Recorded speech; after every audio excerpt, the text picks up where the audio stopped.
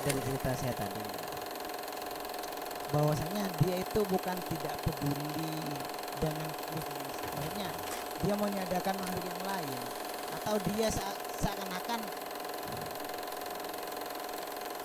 seakan-akan sebagaimana ajaran al-hayat yang mengatakan bahwasanya tidak ada manusia, tidak saya tidak ada yang itu bukan gitu.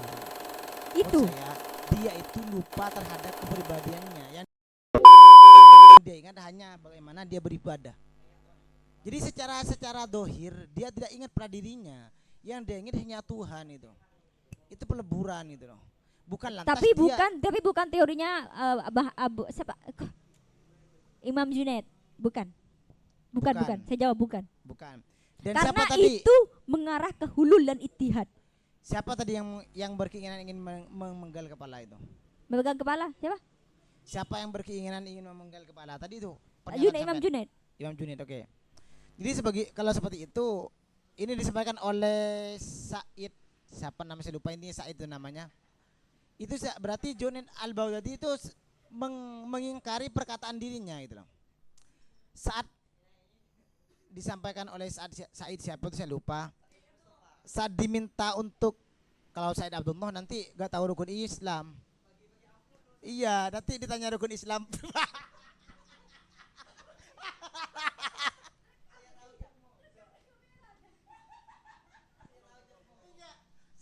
saya ingat joknya pasti tanya rukun Islam yang keberapa itu.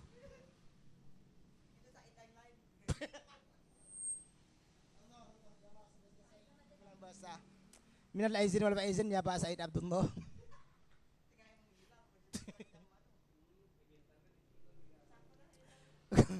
Oke, saya lanjut ya. Dalam satu saya kalau keruan iman itu saya ketawa terus gitu loh. Gak tahu kenapa, soalnya baru iman. Berzakat itu ada yang katanya iman yang nomor 1, nomor 5 gitu. Saya ketawa juga tuh. Ya Allah, ya ampun. Itu zakat harta saya. Oke, saya lanjut ya. Subhanallah. Nanti teman-teman saya kasih videonya ya kalau lupa, kalau nggak tahu.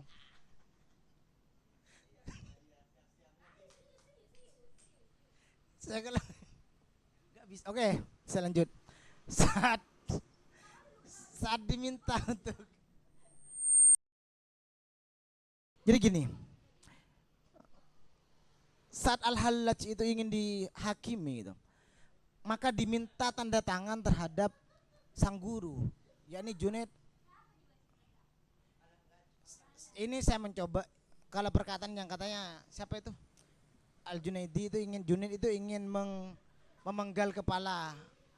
Iya, Junaid ingin memenggal kepala orang yang ada di posisi itu. Sedangkan Al-Hallaj itu ajarannya di situ kan. Nah, maka secara tidak langsung Imam Junaid itu telah mengingkari perkataannya dia. Perkataan yang mana itu? Saat diminta untuk menandatangani atau mengesahkan pengadilan, atau saat ingin Al-Hayat ingin diadili, dalam suratnya itu, suratnya Al-Hallaj itu, suratnya Imam Ajun itu yang untuk pengesahan terhadap penghakiman Al-Hallaj itu, dia berkata demikian, secara syariat ya salah, tapi sungguh Allah yang maha mengetahui gitu. Dan itu ditafsirkan oleh Sunan Kalijaga, dikatakan seperti ini, manusia itu hanya bisa menghakimi secara dohir, tapi secara batin tidak bisa, atau hal yang sifatnya metafisik manusia itu tidak bisa itu. Kenapa saya mengatakan mengingkari demikian? Upaya memenggal kepala atau itu sebagai upaya dia seakan-akan seolah-olah ingin mengambil peran Tuhan sebagai pengadil gitu. Sedangkan dengan perkataannya dia itu serasanya itu salah, tapi sungguh Allah yang maha mengetahui. Itu masih memberikan otoritas tertinggi pada Tuhan itu. Kenapa kok seenak-enaknya mau memenggal kepala? Kalau sampai ingin menjadi penggal kepala itu akan dimusuhi oleh orang Madura gitu. Karena kenapa? Di Madura ada istilah pikelen itu. Nanti Imam Arjuna itu dibilang pikelen tuh.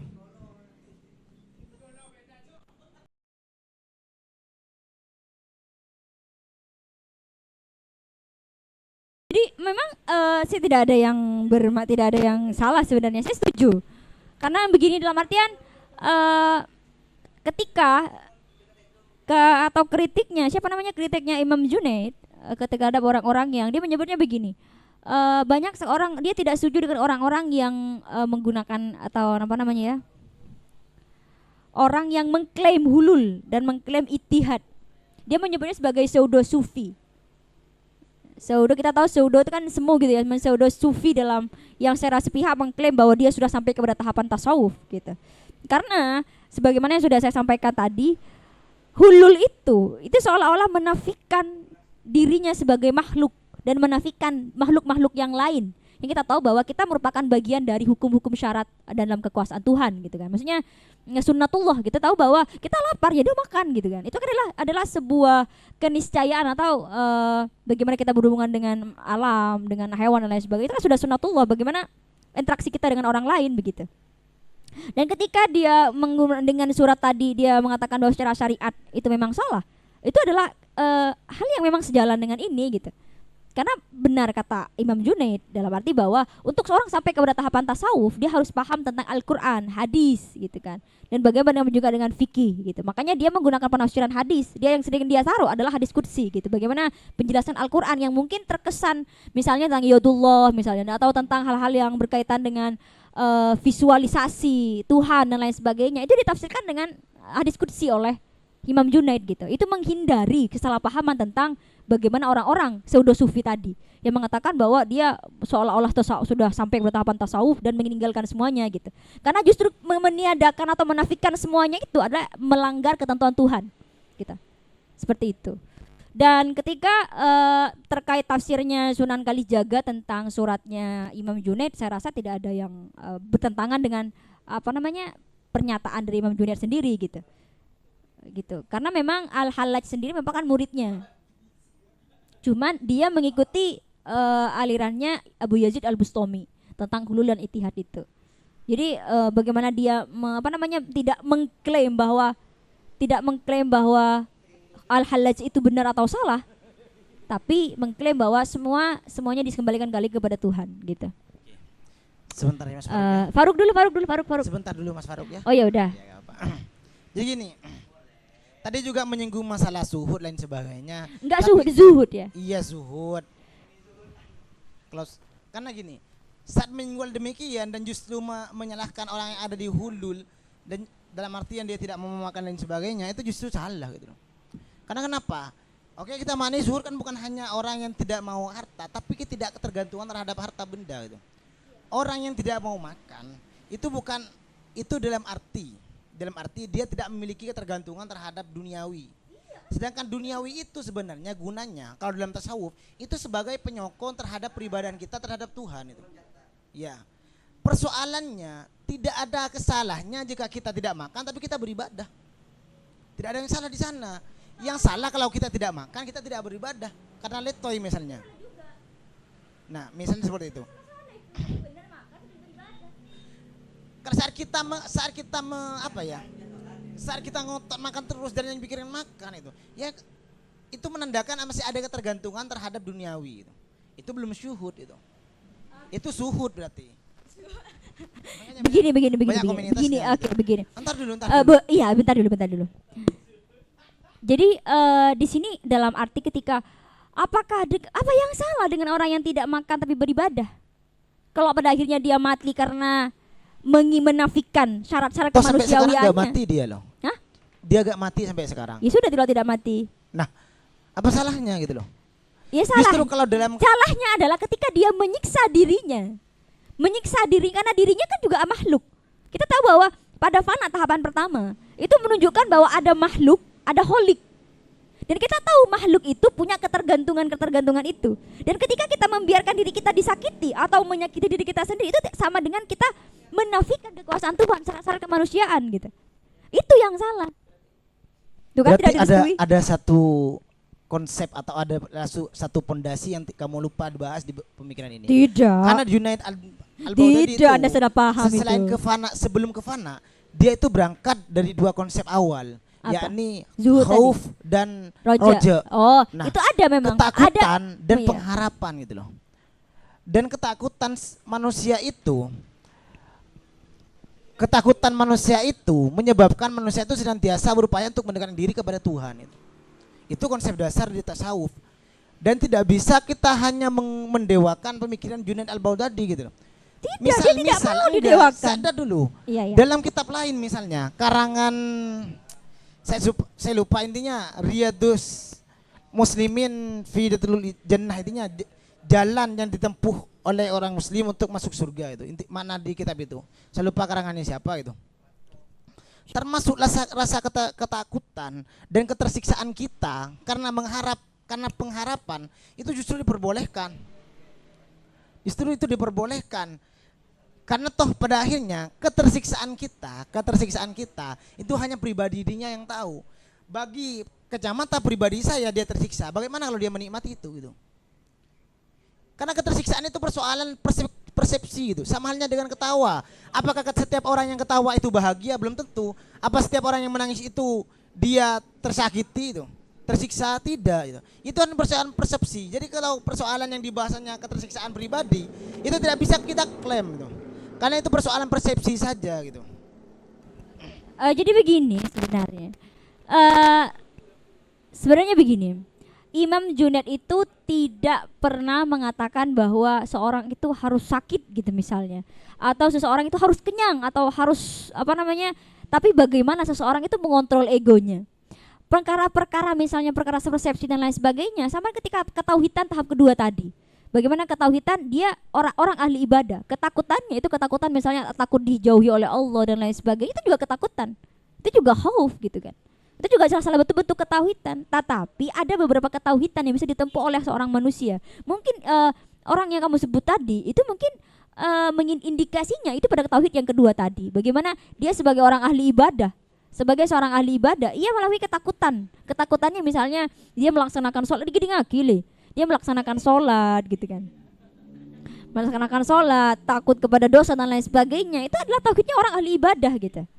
Seperti itu. Jadi tidak soal persepsi dia membiarkan dirinya lapar karena mencintai Tuhan dan lain sebagainya, itu bukan suatu hal yang dikomentari oleh Al-Imam Junaid al-Baghdadi. Tapi bagaimana semua manusia itu memiliki syarat-syarat terbatas gitu. Manusia itu memiliki keterbatasan. Itu adalah salah satu kekuasaan Tuhan gitu. Bagaimana kita lapar ya makan gitu misalnya dan lain sebagainya. Bagaimana kita juga kita juga menjalani kehidupan. Bagaimana juga Imam Al-Baghdadi itu jual sutra, bapaknya jual belah kaca pecah belah misalnya dan lain sebagainya. Itu adalah salah satu bentuk bagaimana kita enggak hanya pecah belah. Cek. Mak cek. Jadi seperti itu ya. Ada keseimbangan gitu. Makanya teorinya saya katakan lagi, teorinya Imam Junaid ini tidak ditolak gitu. Hampir disebut bahwa ada beberapa aliran tasawuf yang disepakati oleh seluruh ulama, salah satunya adalah punya Imam Junaid al-Baghdadi ini. Tentang konsepsi fana, misak dan tauhid tadi. Karena memang ada beberapa tahapan dan setiap orang itu punya pengalamannya masing-masing gitu. Silakan Faruk, seperti tadi menunggu-nunggu. Silakan.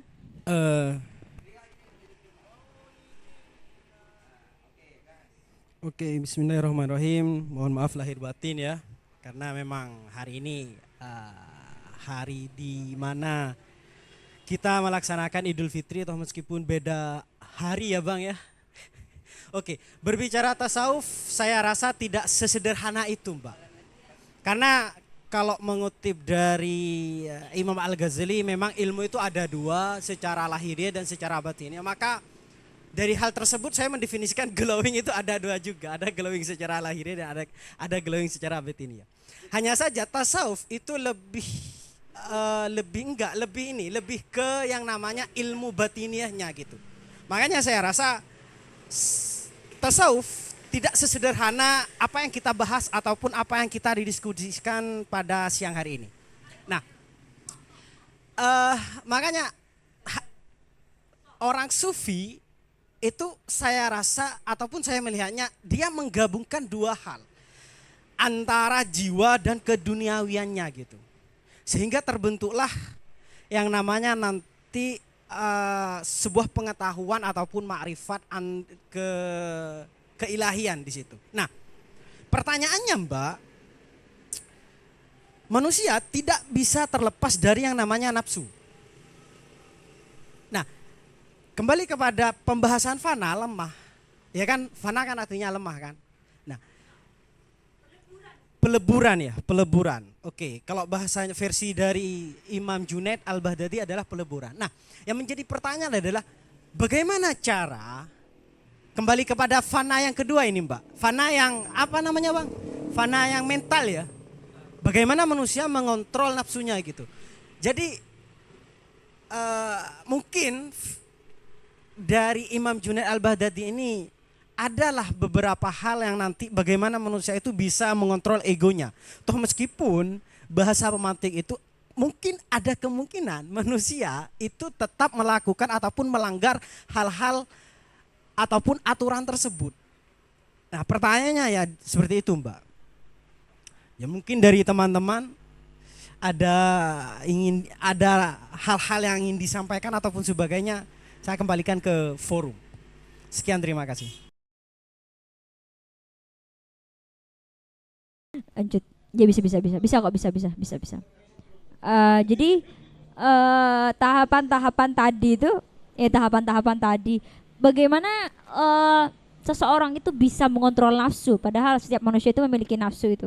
Ada keinginan untuk kaya raya, beristri banyak ya. Atau apa namanya? harta tahta dan lain sebagainya. Memang seperti itu. Memang manusia itu punya nafsu yang semacam itu. Perempuan juga mungkin begitu gitu ya. Sama. Jadi yang kan nafsu itu kan tidak secara manusiawi kan. Laki-laki dan perempuan juga sama-sama memiliki nafsu ingin makan enak gitu kan, misalnya punya harta, tahta dan lain sebagainya gitu kan. Sesuatu yang manusiawi. Makanya untuk sampai pada tahapan keempat itu susah sekali gitu.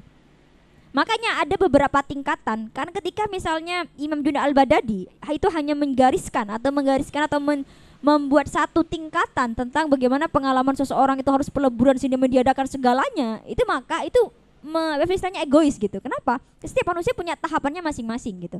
Makanya ia memiliki tingkatan untuk mengukur sejauh mana kemampuan seseorang atau pengalaman bisnisnya seseorang.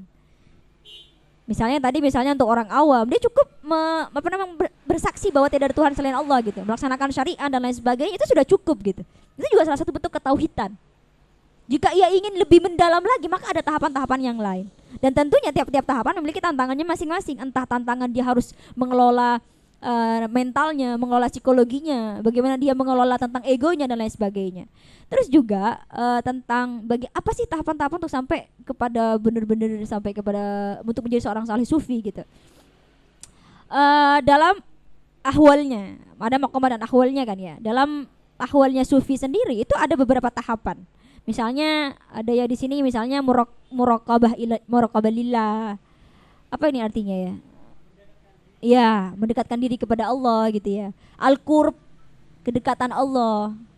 Terus juga ada mahabbah lillah, ada khauf minallah, ada raja fillah, ada syauq ilallah, ada al-us billah, ada musyahadah. Ada beberapa tahapan-tahapan ini. Itu merupakan tahapan bagaimana seseorang itu pelan-pelan menghilangkan sifat-sifat tercela dalam dirinya. Ini yang dengerin ya gitu ya, itu menghilangkan sifat-sifat tercela semacam itu. Jadi sederhananya misalnya tahlil tahdid, kita harus menghilangkan sifat-sifat tercela dulu baru kita isi dengan hal-hal yang baik gitu. Maka untuk sampai kepada tahapan sufi memang tidak mudah. Nah makanya yang susah itu Pak, sebenarnya kayak kan sudah Rasulullah tegaskan gitu dalam sebuah hadis bahwasanya, bukan hadis lah, saya takut salah saya, cuman sempat dengar dari ceramah itu yang perang yang paling besar itu sebenarnya melawan hawa nafsunya kita sendiri ya, gitu. Itu benar kok, tidak salah. Terus nah tadi yang disampaikan bagaimana kita mengatur yang namanya nafsu kita, syahwat kita. Nah kan itu adalah hal yang terberi gitu. Bagaimana kita melepaskan, ya rasanya sangat tidak mungkin sekali gitu. Kecuali untuk mengurangin, iya mungkin. Ya, itu saja sih. Iya, iya begitu. Iya, memang susah. Makanya jaminannya dekat dengan Tuhan gitu. Jaminannya adalah kita sampai kepada mengalami peleburan tadi. Kita mengalami bahwa kita dekat dengan Tuhan gitu. Sampai kepada primordial tadi. Primordial ketika misalnya secara ekstasi kita kembali kepada bagaimana kita kehilangan jasad kita sebagai manusia dan kita kembali kepada mengakui eksistensi Tuhan tanpa kedirian manusia. Gitu. Kan begini, kayak saya memahaminya jika ini awal, finishnya juga sini gitu. Jika kita mengakui Tuhan pada primordial, pada mitak gitu kan, kita mengakui Tuhan tanpa diri kita sebagai manusia sejak awal seperti itu, maka peleburan tadi misalnya fana dan lain sebagainya itu puncaknya kepada peleburan tadi. Bagaimana kita kembali pada zaman azali, kita mengakui secara primordial tentang Tuhan tanpa kedirian kita sebagai seorang manusia. Itu kan pada akhirnya seperti itu. Walaupun pada tahap kesana kan ada tahapan-tahapan itu, dan itu tidak salah untuk maksudnya apakah tahapan fana satu buruk gitu misalnya, enggak, karena punya ada tahapan dan tantangannya masing-masing gitu untuk orang awam maupun orang ahli makrifat, orang yang paham agama gitu kan, seperti itu sih. Silakan No. Berarti tahapan yang seperti itu tidak mungkin ada di dunia kan ya? Soalnya kalau primordial kita itu pra jasmaniah kita, materi kita atau kedirian kita, maka hal itu juga pasti akan sampai di situ sebagaimana di awal tadi. Nah, kalau saya menemukan bahasa yang sederhana mungkin. Kalau kita tadi bahasanya mungkin ada nilai-nilai individu atau kedirian kita. Tapi ada bahasa yang sudah diskopkan dalam Islam itu ada nafsun. Itu bisa dari kata nafas kan ya, nafsun insan. Bisa manusia bisa dikatakan sebagai nafsu. Nah, setahu saya konsepsi Islam itu bukan menghapus kedirian, tapi mengontrol nafsu sehingga menjadi dari yang awalnya nafsu lawamah, nafsu amarah menjadi nafsu mutmainnah. Jadi dalam konteks itu, konteks keislaman itu sendiri, kedirian itu atau nafsu itu bukan hilang secara semerta-merta itu kan, maksudnya tiba-tiba misalnya saya tiba-tiba tidak memiliki hasrat terhadap wanita misalnya, bukan seperti itu kan. Bisa dikatakan berarti tasawuf amali punya Junaid al-Baghdadi di sini itu tasawuf modern ya, bisa dikatakan modern nggak sih? Karena saya juga kaget, saya kaget. Soalnya gini, dulu kayak ada dualisme tasawuf yang tidak dikatakan non modern lah, tasawuf secara umum lah. Tasawuf konvensional itu adalah tasawuf yang menarik diri atau yang khalwat, yang punyanya al-hallaj dan lain sebagainya, dan segala paham tasawuf yang mainstream itu yang seperti itu, yang memberikan suatu eksklusivitas tertentu. Setelah saya mendengarkan tasawuf punya Junaid al-Baghdadi, saya langsung teringat dengan tasawuf Buya Hamka juga. Ya terserah. Saya teringat dengan Buya Hamka soalnya lagi rilis di bioskop. dan kebetulan saya 3 tahun yang lalu ya, waktu simposium ngadakan kajian pemikiran tentang pemikir Islam Indonesia, saya mengisi di Buya Hamka. Saya melihat, oh iya, jadi di paham tasawufnya itu nggak ada yang wah, maksudnya tidak ada yang wah. Itu seperti bagaimana Islam secara umum tidak ada kajian pemikiran yang terlalu bertele-tele, seakan-akan kalau memang tasawuf itu puncaknya adalah penghapusan diri manusia, atau kalau kita lihat di pemikiran Junaid al-Baghdadi dalam tauhid sejati itu ketiadaan individualitas manusia atau dahil qaim, menetap di dalam diri Allah. Kita melihat bahwa tasawuf secara konvensional itu masih ada pada batasan tasawuf yang berada di tataran tauhid ma'rifat. Tauhid yang ketiga. Karena kenapa? Tasawuf konvensional yang lain itu tidak dapat menghapuskan pemikirannya masing-masing tentang konsepsi Allah. Misalnya kayak Rabi'ah al-Adawiyah, pemikiran Rabi'ah al-Adawiyah itu pemikiran Robi Al-Adawiyah pure, pemikiran dia secara personal, kedirian dia. Karena pemikiran dia tidak didasarkan kepada dalil-dalil nakli misalnya.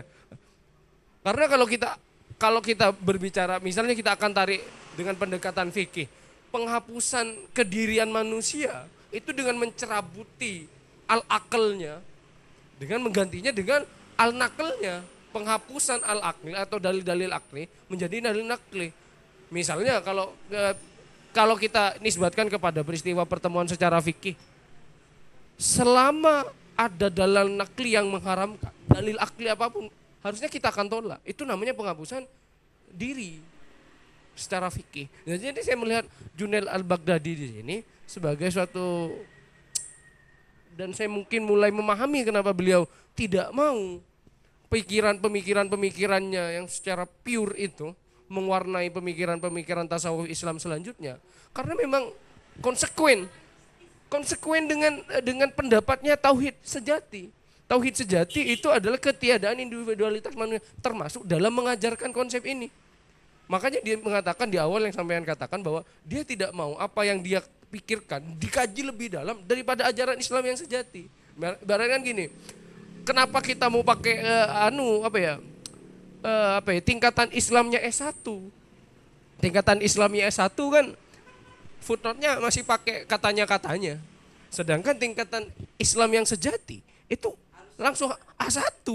Sumbernya ya Al-Quran dan hadis. A1 itu bukan melalui hipotesis-hipotesis. Nah, saya melihat bahwa Al-Baghdadi kerennya nih di sini nih. Bahkan dia tidak hanya secara teoritis, dia bahkan konsekuen untuk menghilangkan semua karya-karyanya agar orang merujuk kepada A1-nya. Setiap orang Islam merujuk kepada A1-nya, tidak merujuk kepada katanya-katanya dan kekata-katanya. Jadi saat kita melihat bagaimana manifestasi peniadaan diri itu merupakan suatu bentuk kayak penghapusan prakonseptual individual, misalnya kayak Al-Hallaj mendefinisikan Tuhan tidak berdasarkan kepada dalil nakli bagaimana Tuhan mendefinisikan dirinya. Dia mendefinisikan melalui persepsi. Iya. Pakai mic, Mbak. Persepsi saya kenapa dia menolak hulul dan ittihad itu adalah konsekuensinya. Maksudnya begini, kalau misalnya siapa namanya tadi ini bukan Junaid, Imam Junaid menyebut bahwa ada beberapa tahapan itu dan dia menolak orang-orang yang mengklaim dia sudah sampai kepada tahapan tasawuf atau hulul atau al-halaj tadi mengatakan bahwa aku Tuhan dan lain sebagainya gitu kan. Dia yang dia kritik adalah bagaimana dia meniadakan atau menafikan konsekuensi itu. Misalkan begini, jika saya mengatakan bahwa saya mengalami pengalaman itu misalnya dan saya adalah Tuhan dan lain sebagainya, konsekuensinya orang awam misalnya itu akan sudah susah memahami itu dan akan muncul pseudo sufi yang lain gitu. Makanya dia mengatakan bahwa ketika Al-Hallaj mau dihukum mati, dia mengatakan bahwa secara syariat dia salah, gitu. Tapi dikembalikan bahwa semuanya Allah yang tahu, gitu. Itu adalah salah satu jawaban yang menurut saya itu menjadi klaim dan tidak bertentangan dengan pernyataan dia di awal, gitu. Pada tahapan-tahapan itu. Dan ada yang menarik ini yang baru saya baca. Ada yang baru saya baca tentang makrifat, tentang tauhid para makrifat itu. Ada yang disebut dengan saya nggak tahu bahasa Arabnya apa, sahwi mungkin ya, bukan itu sujud sahwi itu. Di sini SAWH SAHW ya gitulah ya. Nah nih. Jadi yang saya baca di sini adalah, bisa ditutup dikit nggak? Saya nggak bisa baca malah ini.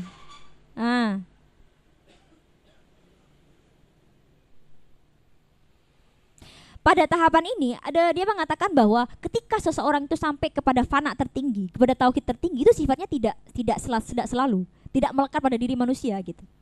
Ada kondisi Tuhan mengembalikan kesadaran manusia. Nah ini menarik sebenarnya. Ketika ditanyakan begini, ini. Pada konsep fana atau tauhid sufistik, tauhid sufistiknya Junaid itu lahir, maka Bentar. Saya sederhanakan dulu. Nah, pada fana fitauhid, pada fana terakhir, itu memang manusia itu ketika dia mengalami peleburan dengan Tuhan, dia memang tidak sadar dengan kediriannya. Dia tidak sadar dengan kemanusiawian. Misalnya begini, kita sedang sholat misalnya. Kita sedang menikmati sholat itu seolah-olah kita tidak sadar dengan kedirian kita. Junaid mengatakan begitu, tetapi itu tidak bersifat melekat dalam dirinya. Sehingga dia mengatakan bahwa ini nih.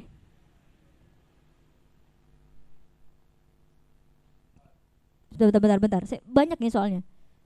Bentar. Nih. Sebelum akhirnya kembali pada kondisi sahwu di sini ada ininya sahwu. Itu kembalinya seorang sufi kepada kesadarannya. Jadi untuk sampai ke tahapan peleburan itu memang mungkin ada sufi atau ada orang yang sampai kepada fana tertinggi. Tetapi itu tidak melekat dalam dirinya. Tapi ada kondisi sahwu ketika dia kembali kepada kemanusiaannya, kembali kepada kediriannya, sadar tentang kesadarannya gitu. Seperti ini. Junaid menjelaskan bahwa Tuhan mengembalikan sufi kepada keadaannya semula adalah agar dia dapat menjelaskan bukti-bukti dari rahmat Tuhan kepadanya. Gitu. Itu sih. Jadi itu mungkin cahaya atau kunci untuk perdebatan kita tadi, diskusi kita tadi untuk bagaimana seorang itu bisa sampai belum. Ini cuman sekedar jawaban ya. Berarti Junaid itu tadi bilangnya apakah mungkin seseorang sampai pada tahapan itu? Jawabannya adalah mungkin. Iya. Tetapi tidak melekat sebagai sebagai label. Makanya ia menolak ketika seseorang itu mengklaim bahwa dirinya adalah Tuhan gitu. Bahwa ketika seseorang itu melebur atau dekat dengan Tuhan, ketika dia maksudnya begini, fana itu kan menghilangkan sifat-sifat tercela atau menghilangkan sifat-sifat terpuji untuk dekat dengan Tuhan. Ketika dekat dengan Tuhan itu bukan situasi yang abadi, situasi yang temporal. Hari ini mbak lali cek ya, oh ya, sorry. Jadi gitu ya. Jadi ada kondisi sahwu yang artinya adalah kondisi ketika seseorang ketika dia sampai kepada fana tertinggi itu kembali kepada kesadarannya semula.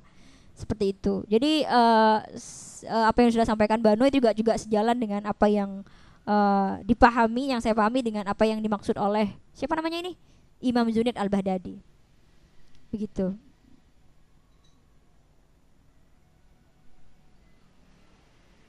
Jadi pada kondisi fana tertinggi itu, jadi fana dan bako, untuk sampai kepada fana atau ketika kefanaan itu atau keterbatasan kita hilang, maka kita sedang memasuki tahapan bako tadi, bahwa ada keberadaan Tuhan gitu. Cuman yang seperti yang saya sampaikan tadi ada fase-fase itu. Apakah nanti pada akhirnya, yaitu jika itu yang temporal karena kita keterbatasan dengan syarat kita sebagai manusia, yang secara abadi mungkin kita akan kembali kepada yang mitsaq tadi. Bagaimana seseorang itu secara azali atau secara jiwa itu sudah menyatu dengan Tuhan. Begitu ya. Ada pertanyaan lain? Silakan. Gimana Banu? Bergerak saya tanya Ki ya. Ada yang kamu tanyakan tadi? Gak ada ya? Jadi memang oh iya benar-benar. Oh iya, saya ingat tadi. Itulah kenapa Junaidiyah, tarekat Junaidiyah itu menjadi rujukan. Oh iya, ingat. Ketika kamu bilang bahwa apakah ini adalah cikal bakal tasawuf modern? Saya rasa iya. Karena saya sudah sampaikan tadi dari beberapa tokoh sufi yang itu disepakati semua ulama. Salah satunya adalah Imam Junaid Al-Baghdadi dengan tarekat Junaidiyahnya. Atau tidak dengan Junaidiyah tarekatnya, tapi bagaimana apa yang diajarkan oleh atau aliran-aliran Imam Junaid Al-Baghdadi. Karena tadi dia tidak meniadakan sama sekali tentang keduniawian, tetapi bagaimana seorang sufi menguasai kemanusiaannya gitu. Sampai kepada tahapan itu adalah tahapan-tahapan yang memungkinkan tanpa kita menghilangkan keduniawian sama sekali gitu sih. Ada yang belum saya tanggapi? Ya sudah. Silakan yang lain. Jadi keren memang Imam Junaid Al-Baghdadi itu. Keren dong. NU. Tokoh yang menjadi panutannya itu. Tapi kita kembali kepada nilai-nilai Islam, bahwa semuanya kembali kepada Al-Quran dan hadis, ya kan ya? Iya. Makanya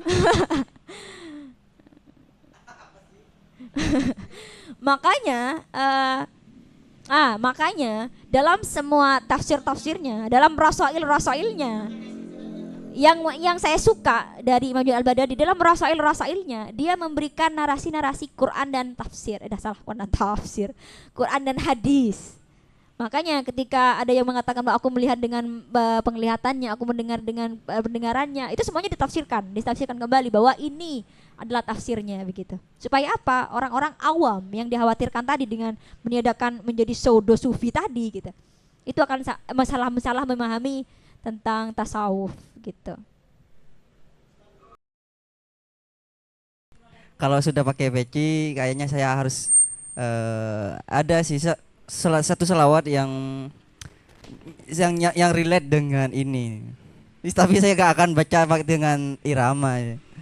Cuman teksnya kayak gini, tauhiduka qad ahla qalbi min kulli syarikin ya rabbi fa bi yaumi liqaika lam atlu illa ayatin lil hubbi. Itu menjelaskan tentang ketauhidan yang dimana bahwasanya tauhid itu harus berdasarkan teks-teks yang Tuhan kasih gitu. Tapi cuman hal yang saya ingin menjadi apa ya, kias saja sih. Sebenarnya yang saya tanyakan saya pernah baca buku agama-agama manusia dan ada sebuah perbandingan yang menarik antara agama Islam dengan agama sebelah. Yang sebelahnya ini lebih ke Hindu apa Buddha ya, saya lupa. Cuman gini, kalau puncaknya dari agama Islam sebagai Muslim katanya yaitu makrifah yang sudah penyatuan diri seorang hamba dengan Sang Khalik. Dan di Buddha apa di Hindu ya saya lupa, itu juga melakukan pertapaan. Nah jalannya yang sama itu jalan yang ditempuh dengan sama-sama bertapa gitu, yang dimana tujuannya untuk menyatu terhadap Sang Khalik. Kan makanya dikatakan Buddhis atau saat kesadaran.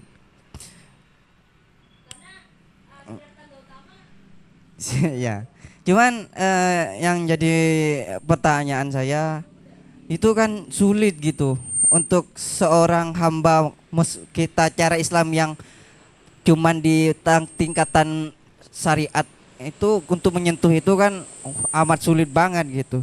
Nah seandainya kalau kita mau berandai-andai, saya mau jadi seorang sufi gitu, ala sufinya Junaid Al-Baghdadi kan sulit banget rasanya kalau apalagi dengan harus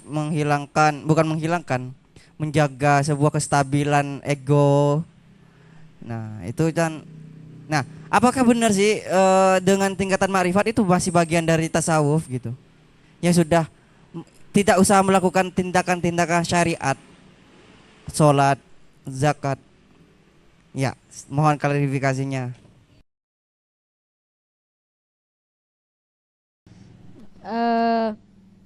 Apa tadi? Jadi apakah ketika seorang sudah sampai kepada tingkatan sufi tertinggi gitu, atau tingkatan fana tertinggi, itu dia sudah terbebas untuk melakukan syariat? Tidak. Bahkan pada fana tertinggi pun dia masih harus menjalankan. Karena apa? Karena dia memiliki kemanusiaan atau sisi manusianya, dan memiliki itu konsekuensi hukum yang sudah Allah tetapkan di dunia gitu kan. Seperti itu. Jadi makanya untuk menjadi seorang sufi katanya, bukan untuk menjadi seorang pengajar sufi, seseorang itu harus paham Al-Quran, hadis, fikih gitu kan, dan hukum. Untuk apa? Supaya dia memahami posisi-posisinya atau koridor-koridor batasan-batasannya. Seperti itu. Jadi Imam Junaid tidak setuju ketika seseorang mengaku sufi dengan meniadakan sama sekali tentang keduniawian. Tapi bagaimana kita mengatur itu? Jadi kalau tidak bisa fana yang sampai kita dekat dengan Tuhan, menyatu dengan Tuhan, maka cukup fana yang moral dulu gitu. Minimal fana yang moral dulu lah. Yang tadi kita menjauhi larangan, kita berbuat baik kepada manusia yang lain, itu juga fana. Mungkin fana moral ini menjadi cikal bakal tasawufnya Buya Hamka, mungkin begitu. Sedangkan fana yang mental, bagaimana kita secara psikologi itu mendekatkan diri kepada Tuhan, itu fana secara mental. Mungkin sampai ke tahapan ini aja sudah sulit gitu kan, apalagi kita sampai ke fana tingkatan ketiga gitu kan. Fana yang kita melakukan menghilangkan sama sekali sifat-sifat tercela, seperti dengan tahali tajalli gitu. Kita sudah tajalli gitu, maka susah sekali karena setiap manusia punya nafsu dan tantangannya begitu, dan keistimewaannya juga di situ gitu loh. Mungkin itu sih. Ya bisa dipahami. Nah, oke, silakan Ali. Faruk. Ya, Banu. Gimana?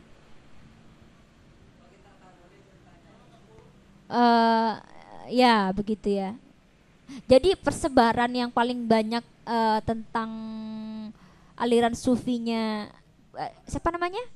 Imam Junaid Al-Baghdadi. Itu adalah Mesir dan salah satunya adalah Indonesia. Satunya lagi saya lupa. Tapi yang Indonesia juga termasuk negara dengan menggunakan atau menggunakan rujukan dari aliran sufinya, aliran tasawufnya Imam Junaid Al-Baghdadi. Begitu sih.